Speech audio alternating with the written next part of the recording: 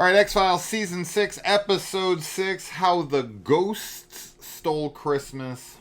Not the Grinch. It's the ghosts. This is Christmas Eve. This is our Christmas episode. I think this is the first, like Scully has that episode where she goes home for Christmas. Yes. We've had a few, like, episodes that have Christmas in them. Mm-hmm. But this is, like, this feels like a Christmas episode. Yeah, it does. Especially since Christmas is in the title. But Scully is called out, and she really doesn't want to be there. And you can tell Mulder he wants to be with Scully on Christmas. Yeah, he does. And, he doesn't make an excuse, but he just, like, ropes her into it and steals her keys so she can't leave. Okay. Because the ghost says... like, calls him out on that, right? Yeah. Like, you wouldn't steal her keys to get her to come? Yeah. Because at first I thought maybe the ghost stole the keys to force her inside. But I don't think they can leave the house. No, I think Mulder right? does So that. Mulder legit stole her Yeah. keys. That's adorable. Yeah. It would be a dick move if it wasn't so cute.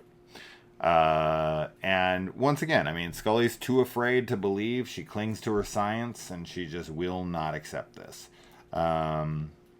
I don't know how she gets out of this one unscathed mentally, like, as far as, like, her beliefs go. Yeah, this one is, like, I mean, she thinks she's dying at one point. Oh, they both are shot, bleeding out, dragging each other across the floor. She's gotta just be and then like... she walks out and they're fine.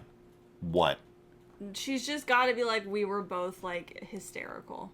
We were both, like, seeing Folie things. à deux? Folie à deux. Yeah.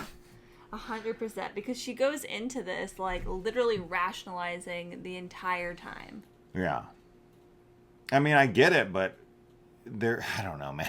It's, as I said, it's the convenience for her character to be so dumb. Yeah. Even though she's so not dumb. Yeah. I don't get it. When they find each other in the floorboards. That's like, really cool. That looks like us. That's what I'm wearing. That's what Yeah. you're wearing. Scully, I think that's us. Yeah.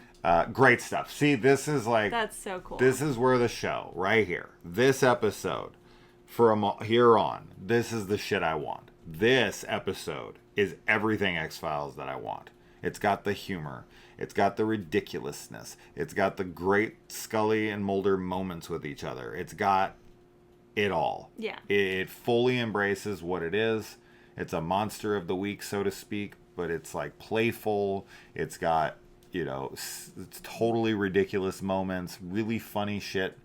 Mm-hmm. This is perfect. Yeah. So, I love this episode. This is definitely a tops for me. Might be my favorite episode of the show so far. This is the silly end of the spectrum of, like, exactly what I want out of the show. And then there's that other episode with the, you know, the episode maybe in season 3 or something that I was like, this is my favorite episode of the show. Oh, yeah. Which I think was what episode was that? It's like the killer that I was really into. It was like Silence of the Lambs. Oh, yeah, because Scully's kind of like the main person with that. I feel like that was also weirdly set around Christmas time. But maybe not. But it's like right after she gets kidnapped by I always forget his name. Barry. By Dwayne Barry. So and then she, like, ends up getting kidnapped again, right? I can't remember right now. And the guy, like, can, like, shapeshift kind of. I don't think it's that episode. The one where the guy's the devil. Yeah. And he sees him in the morgue. In the morgue as the devil. Yeah, that's not what you're talking about. Is that the one that I liked? I don't know. You know what? I think it is that one. I thought that because it has one. like that kind of feel to it. Yeah, but because Scully's kind of taking point. Yeah, love that episode. This one though is, like, definitely one of the, especially, like, for season 6. Like, I feel like we've had so many. Like, even the last 2, I really like those. I really like this one. I really love the Triangle episode. Monday. Like, there's Arcadia.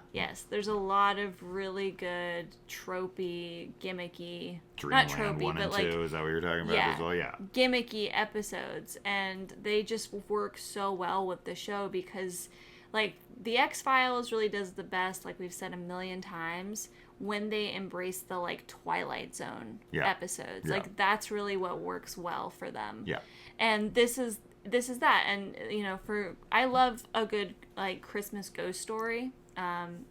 Like obviously my favorite Christmas movie is Muppets Christmas Carol. Mm-hmm.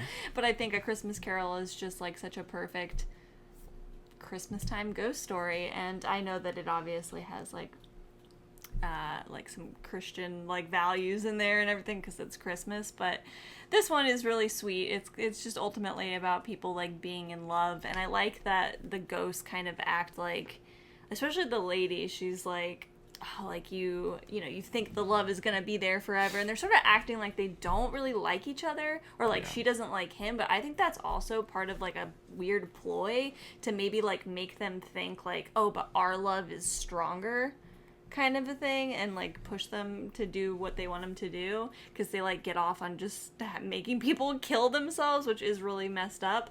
But in the end, they're like holding hands and are just like happy to be together, and it's a really weird like sweet ending, even though they're like murderous ghosts. Mulder and Scully get separated, and so, because the room is looped, and then Mulder's like, I'm gonna walk through that door and come through this one right next to you, and he does not. He walks through it, and then they're separated, and then they're dealing with each other's own ghosts, and Mulder gets psychoanalyzed. But the male one, who's like, you basically make this stuff up to feel important. They both psychoanalyze them. But Mulder gets called out for being like a narcissist and all kinds of stuff, and then Scully gets told like the only thing that makes her happy is like proving Mulder wrong. Which is really funny, because they kind of do peg him pretty well.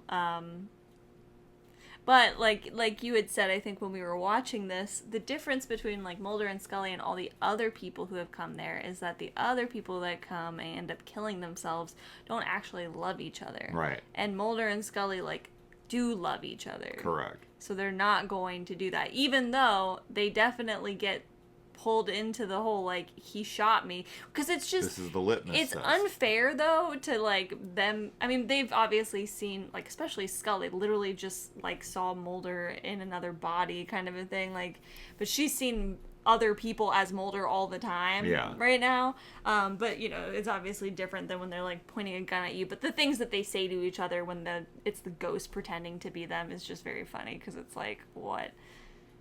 So I mean, they didn't know who they were messing with. Right? Like, these guys have seen worse than these ghosts. Scully's like, I've been dead. I was on a freaking rowboat. Being taken off to the other side. I've died, like, multiple times. You can't scare me. So they didn't know who that they had there with them.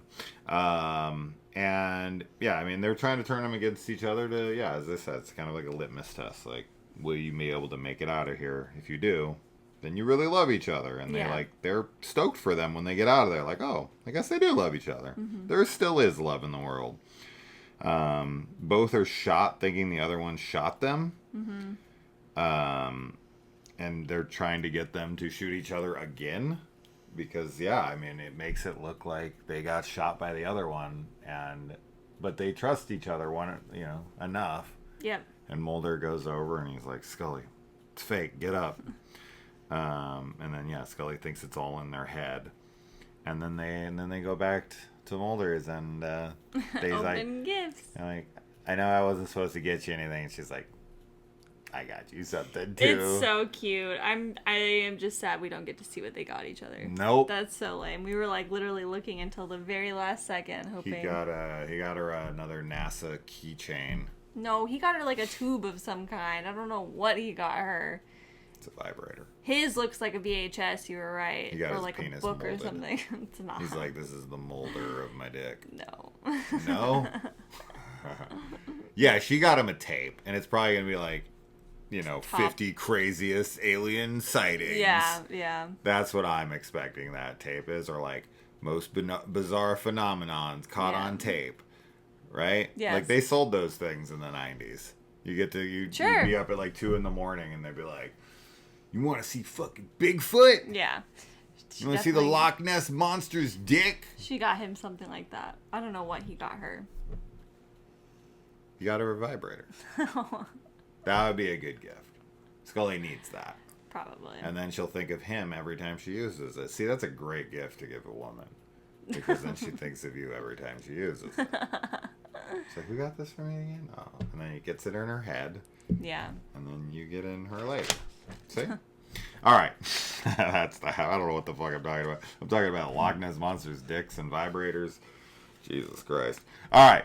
We're done. Bye. Bye.